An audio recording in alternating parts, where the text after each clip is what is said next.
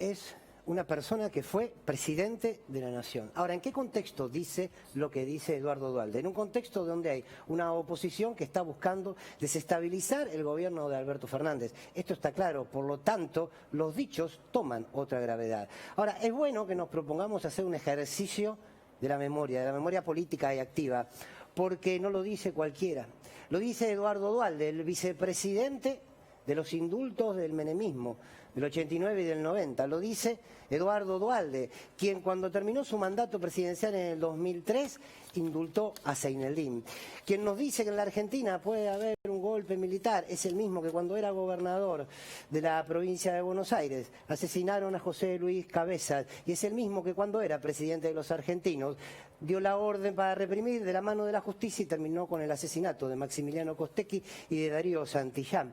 Ahora, lo que sigue siendo llamativo es cómo puede ser que un sector de los medios llegan siendo a buscar a Eduardo Duhalde como si fuese una especie de oráculo griego al que hay que consultarle de qué va el futuro, de qué va la política argentina de aquí hacia adelante, cuando Duhalde debería dar respuestas del pasado, de qué pasó cuando él era vicepresidente de la Nación y llevaron adelante la ley 23.696, la ley de reforma del Estado que permitió que se saquee la Argentina, donde se privatizó YPF, Aerolíneas Argentinas, la luz, el agua. Parece que nadie le pregunta esto a Eduardo Duhalde, sin embargo, él se permite tener ese discurso asemejado a la violencia. Es muy lamentable ver un dirigente como Eduardo Duhalde que esté tan vinculado a los hechos más tristes y violentos de la Argentina. Quizás sería interesante convocarlo a Duhalde a una entrevista periodística y, por ejemplo, pedirle explicaciones de qué sucedió en la masacre de Pasco en 1975, un 21 de marzo, cuando él era intendente de Lomas de Zamora,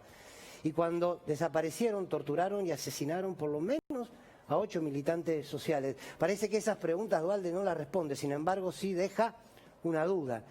Instala un tema, que la democracia está en riesgo, que la democracia entonces ahora casi que no sirve para nada, porque lo dijo de alguna manera cuando afirmó, ¿para qué va a haber elecciones si esto es un desastre?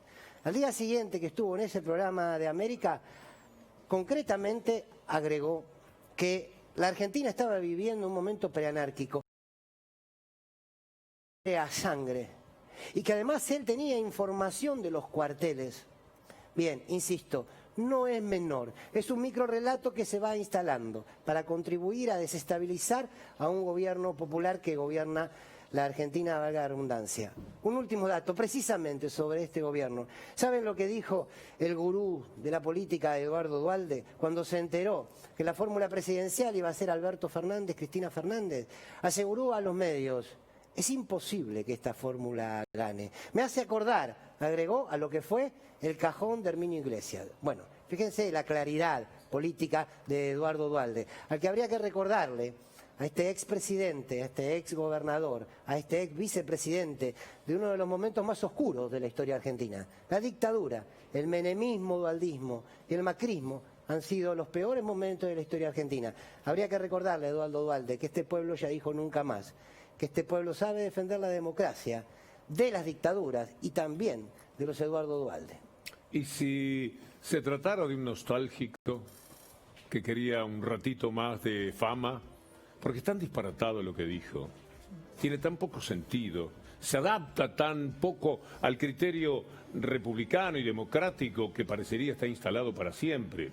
Los militares no van a aparecer. Uno tiene la certeza de que eso será así. Por más que lo llamen y por ahí que haya alguno, no sé, Duhalde, que tenga ganas de hacerlo. Pero a lo mejor es un hombre con nostalgia que quería un ratito nuevamente de aparición pública. Hay dos o tres elementos, Víctor Hugo, que me parecen interesantes con el tema Duhalde. Uno, que en realidad llega presidente no por el voto popular. Entonces, cuando él habla de elecciones o no elecciones, hay que recordar que Duhalde llega con el apoyo de una asamblea legislativa y no con el voto popular. En un momento que el contexto regional también es muy particular. En Bolivia gobierna Jeanine Áñez, después de haber hecho un procedimiento, ya que tuvo el 5% de los votos, es la presidenta de Bolivia, en un contexto donde en Brasil gobierna Bolsonaro a partir de que meten preso a Lula, que era el candidato preferido de las elecciones. O sea, ese es el contexto regional de Duhalde. Y después un elemento también. Qué casualidad que aparece 2 días después que da la sensación que Clarín empieza una especie de guerra en la nación con el gobierno por estos decretos. Duhalde siempre tuvo una alianza para llegar al gobierno y para sostener su gobierno, tuvo una alianza estratégica con Clarín. Por ejemplo, le otorgó una ley que se llamaba de bienes culturales, porque estaba muy endeudado Clarín cuando Duhalde llega al gobierno. Entonces era una ley a medida, era una ley que se conocía como la ley Clarín. Y que determinó que los argentinos tuvieran que pagar 3 veces. Eso además hizo especificación asimétrica, hizo las dos cosas, dijo... nadie puede intervenir en algo que sea un bien cultural, para proteger especialmente a Marín, para proteger a Clarín, fundamentalmente. Dijeron cultura para proteger a Clarín. O sea, si vos debías y no pagabas, te sacaban la casa, la empresa. A Clarín no. Y hay otro elemento también, más obsceno. Cuando fue el asesinato de Costeca y Santillán, Clarín, para proteger a Duhalde, publicó: la crisis causó 2 nuevas muertes. Exacto. A ese punto llegaba la ligazón entre Mañeto y Duhalde. Atención con esto. Desde el punto de vista jurídico, Víctor Hugo, hay una ley, nosotros tenemos una ley que es la Ley de Defensa de la Democracia, gracias al colega y amigo Darío Villarruel que nos aportaba esta información esta tarde, que indica que si una tiene algún elemento que señale que puede haber una ruptura institucional o constitucional en la Argentina, debe denunciarlo.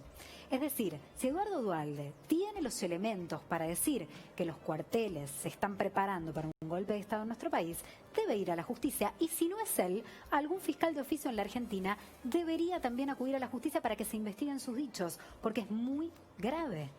La aparición de Duhalde también trajo la salida muy enérgica, muy enfática de Eve de Bonafini. Vamos a escucharla.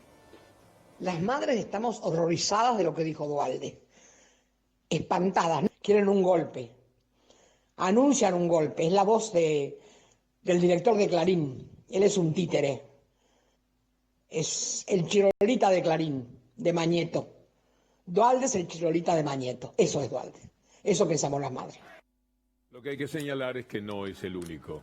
Es un hombre de un poder muy significativo del que vamos a hablar después del próximo informe. Pero no cabe ningún tipo de dudas que entre lo que decía el profe Romero y apuntaba también Sofía, queda claro con lo que dijo en un principio Fernando Borroni, que quien maneja todo esto y salió con un título extraño, que ahora no dan los tiempos por los materiales que tenemos para revisar, salió Clarín como tratando de magnificarlo de Duhalde hoy. Yo creo que sí, yo creo que justamente, a mí me parece que hay como un juego ahí, no hay más que mirar los diarios y ver TN, etcétera, para darse cuenta el juego que hay ahí, como, ¿no? Parecen el Diego y Cani, se la van pasando y